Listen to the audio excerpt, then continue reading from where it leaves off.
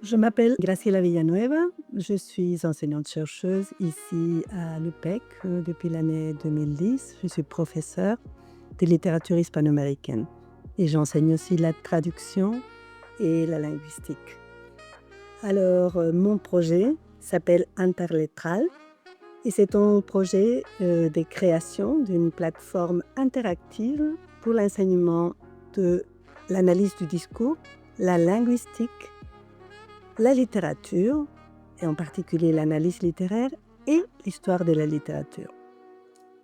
La particularité de ce projet, qui est né en principe dans mon domaine, qui est la littérature hispanophone, et qu'il s'est étendu au contact au début d'Erasme, et qu'il est proposé en 3 langues.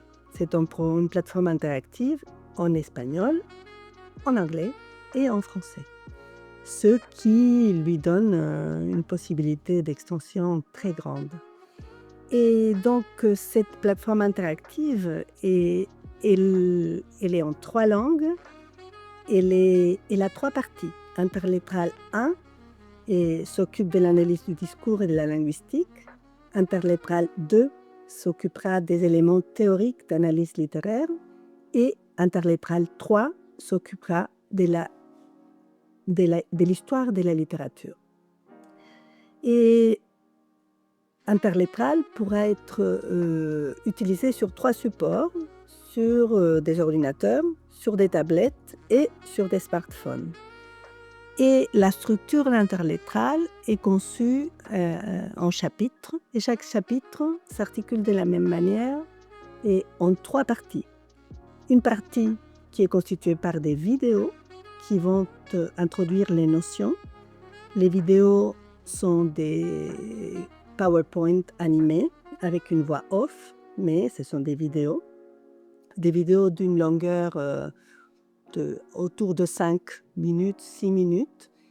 Il y a après des exercices qui feront travailler les concepts qu'on a appris dans les vidéos. Et il y aura une étude de cas à la fin qui montrera comment on peut mettre à profit toutes les notions qu'on a apprises pour étudier le discours ou la littérature.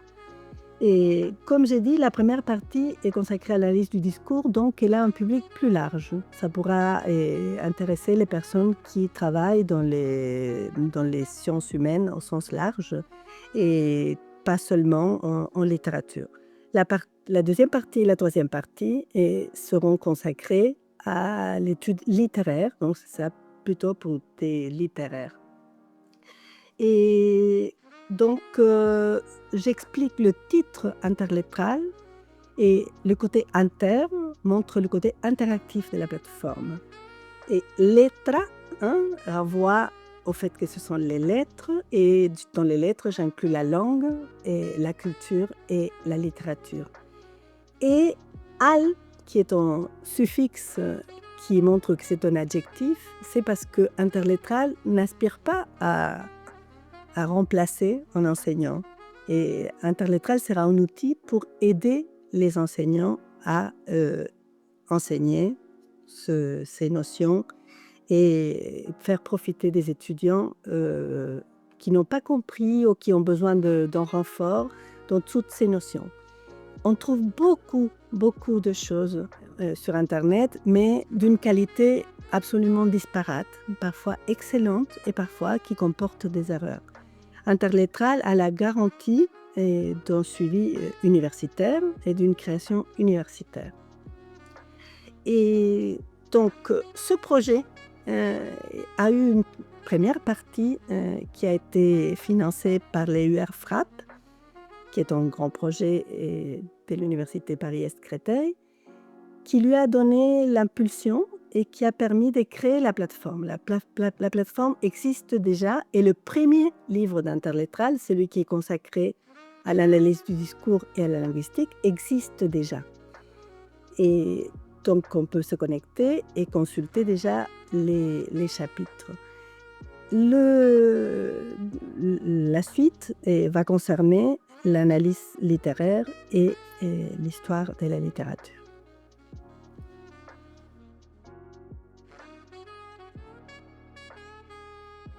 Alors, l'impact que j'aspire à avoir est très grand, puisque j'aspire à atteindre un public large. Et le premier public, c'est un public universitaire. Et quand je parle d'un public universitaire, je parle d'étudiants de licence et d'étudiants de niveau master et même des doctorants.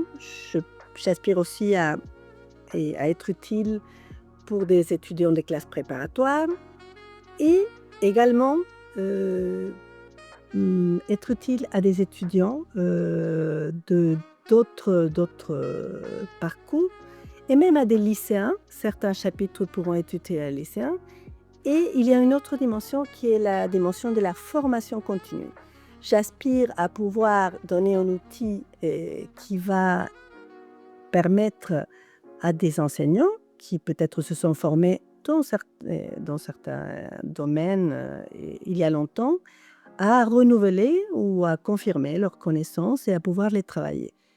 Ça peut être aussi un outil pour aider les enseignants à appliquer dans leurs cours. Alors, en principe, Interletral est un produit conçu pour des hispanophones, des anglophones ou des francophones, mais comme tout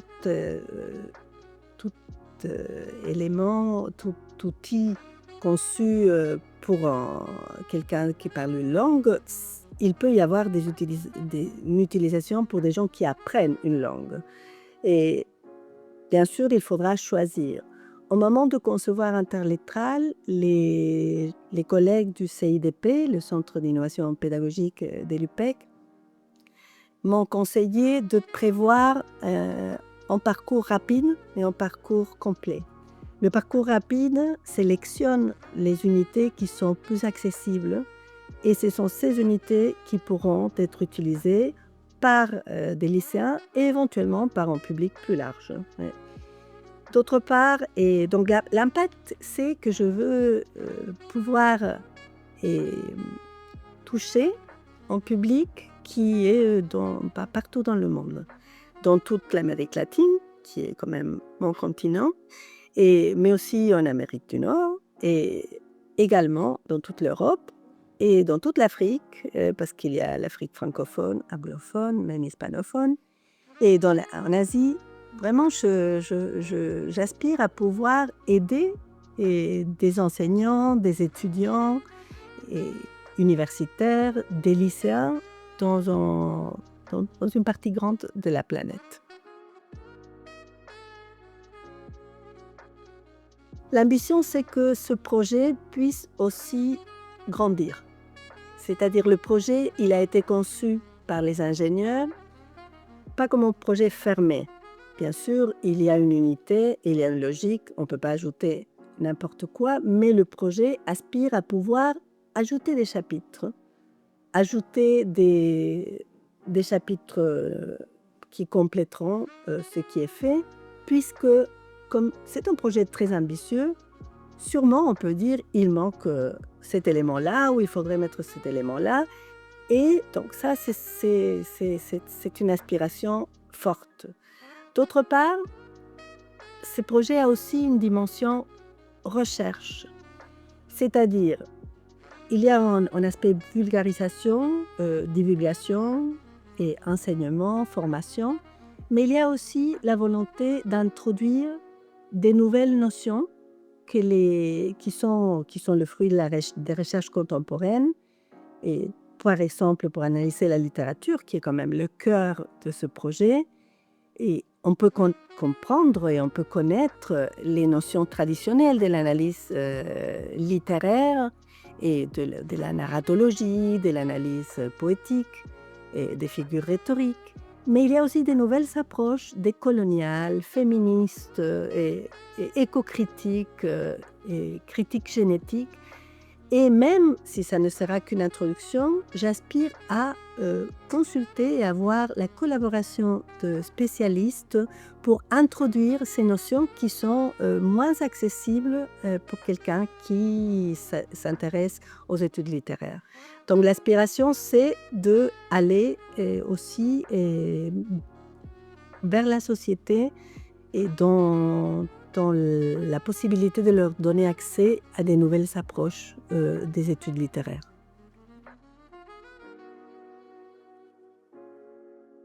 Le financement à Erasme sera important parce qu'il permettra d'aller plus loin.